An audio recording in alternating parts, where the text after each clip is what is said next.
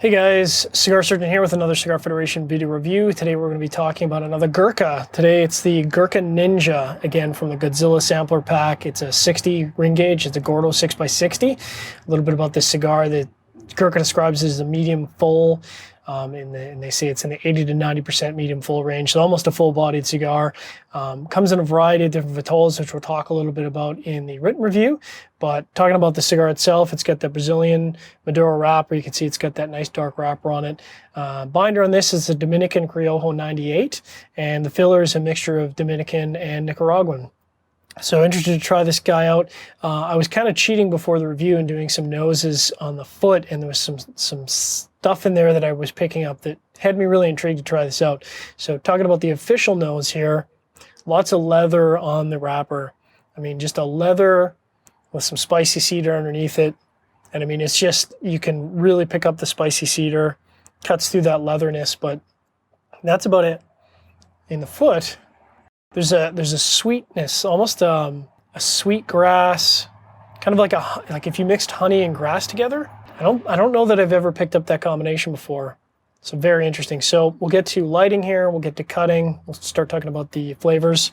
And today I'm going to be using the Cigar term lighter again, because it's a 60 ring gauge. If I used a single torch, it's going to take me 5 minutes to light this bad boy. So I'm going to use the double torch. We'll get cracking. So same rules apply with a double torch as a single torch, perhaps even more so because you're putting off a lot more heat.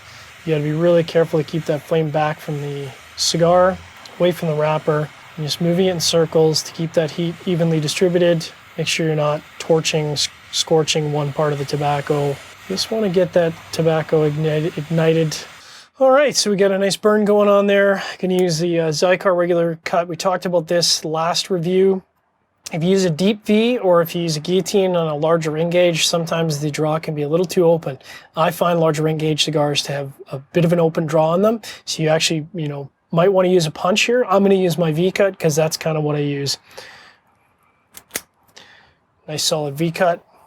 Draw is actually ideal, and the initial impressions are sweet spice, which is not at all what I expected with so much leather on the wrapper.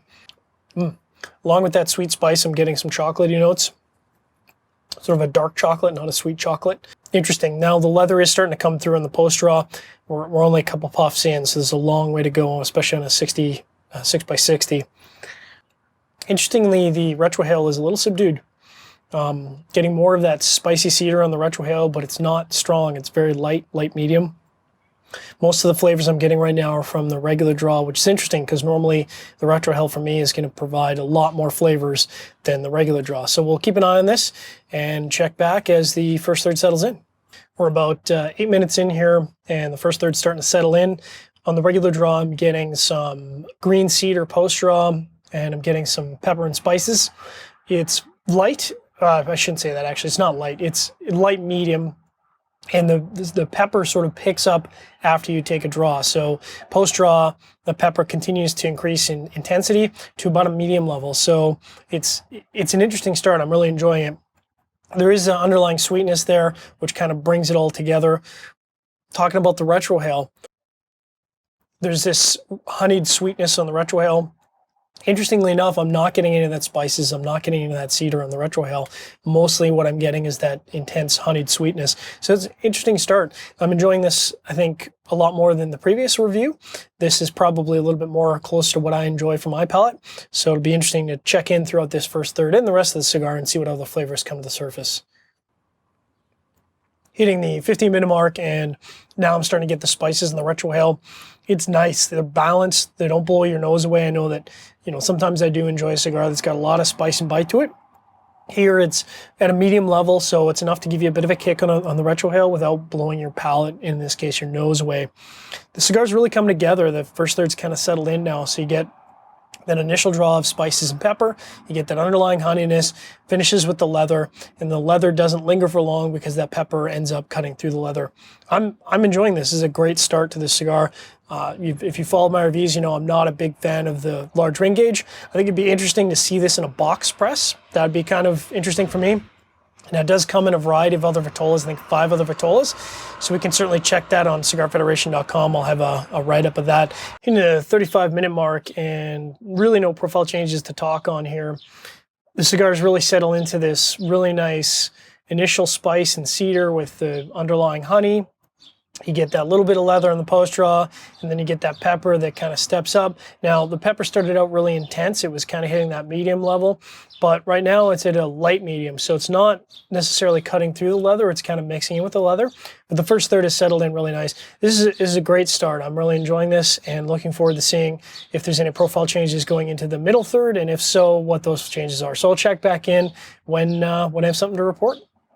As the first third winds down here, the honeyed sweetness is really starting to take the profile over.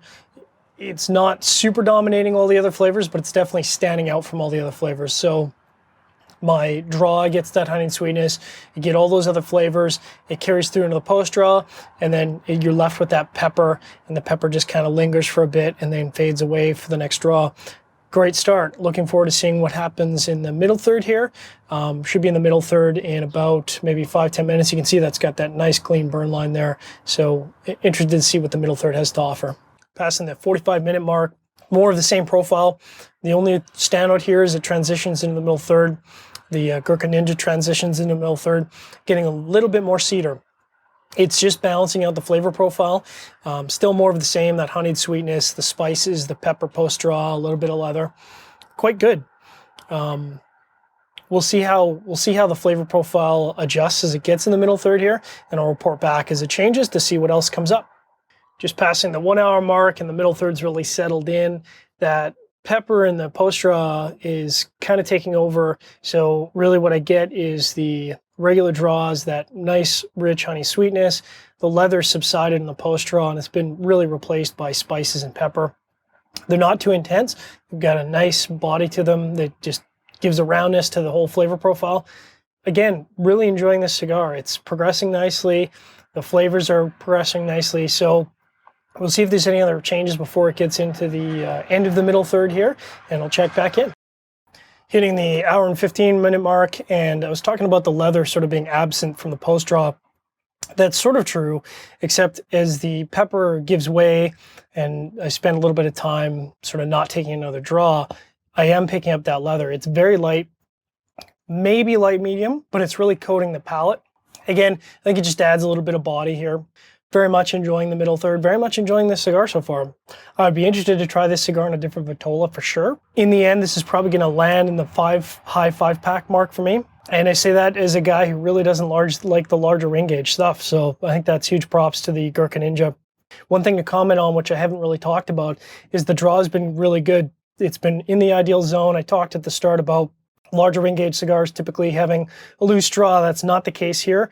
With the V-cut, I've had a solid, consistent draw throughout the entire cigar. Passing the hour and 20-minute mark, and the pepper that was so prominent and the spices that were so prominent in the post-draw have really fallen off, almost undetectable at this point. The cedar that I was picking up at the start of the middle third has started to come back. It's really the replacement for that spices and pepper in the post-draw. The regular draw in the retrohale is still that honey sweetness. Nothing else to report there. Hoping that there's some more transitions as it goes into the last third. And I think you can see there's still at least half an hour, maybe 40 minutes of cigar left here. Sitting at the hour and 30-minute mark, and the honeyed sweetness on the regular draw is really gone away. It's still there, but it's very, very light minus. On the retrohale, I'm still getting some spices that are at about a light plus, not very strong.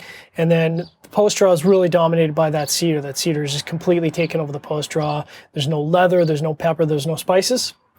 So we'll see if that's the profile that carries through the rest of the last third. I mean, we've got a lot of cigar left, so the profile could undergo quite a few changes before the end, but I'll check back in. A couple things to comment on here as the last third really settles in. The strength of the cigar definitely sneaks up on you. It doesn't really hit you initially, and certainly in the middle third as a medium full cigar. But going into the last third, you can definitely feel that strength in the cigar. It's really hitting home. Kind of wishing I had a Coke or a Dr. Pepper here to pair with this cigar, because you probably should have something sugary standing by just in case. Talking about the profile has shifted again. At the end of the draw, I'm getting this earthiness, this rich earthiness that carries through into the end of the draw. and then it mixes in with that cedar post draw. So we'll see if there's any other flavors. Again, still a lot of cigar left, probably another 15-20 minutes of cigar left, so we'll see what else comes to the forefront.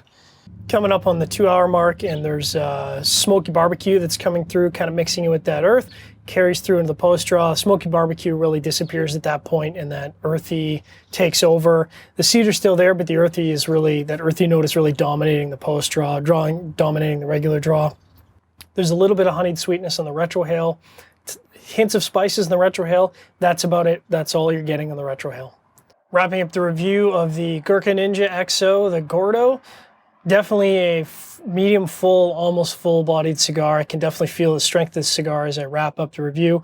Just over 2 hours of smoking, great value for the money. Interesting flavor profile throughout. Really enjoyed this cigar. I think this is one I'll probably seek out in a different vitola, see how it performs versus the Gordo. Again, I've spoken about this many times. I'm not usually a big fan of the large ring gauge. It'll be interesting to see how that profile, how that blend performs in a different vitola to compare it to. Thanks for checking out another Cigar Federation video review.